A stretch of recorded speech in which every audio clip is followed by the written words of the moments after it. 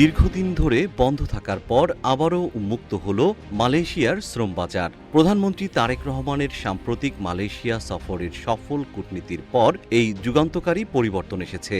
৭ July Sylhet circuit হাউসে এক সংবাদ সম্মেলনে এসব তথ্য জানান প্রবাসী কল্যাণ মন্ত্রী আরিফুল হক চৌধুরী।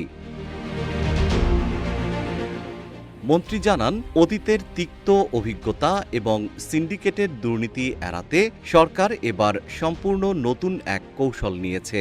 তিনি বলেন, মালয়েশিয়ার উপর নির্ভর না করে বাংলাদেশ নিজেই রিক্রুটিং এজেন্সি নির্বাচন করবে।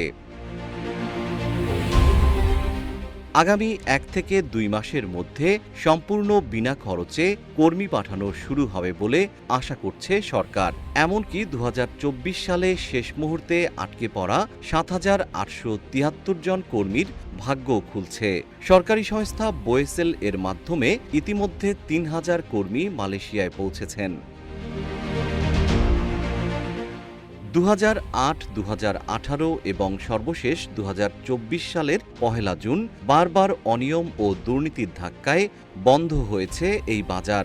বিশ্লেষকদের মতে, এবার প্রক্রিয়া স্বচ্ছ না হলে দীর্ঘমেয়াদে আবারও অস্থিরতা দেখা দিতে পারে।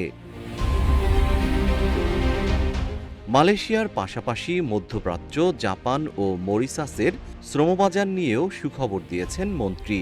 শেষ পর্যন্ত এই উদ্যোগ সিন্ডিকেটের থাবামুক্ত থাকতে পারবে কিনা সেটাই এখন দেখার বিষয়।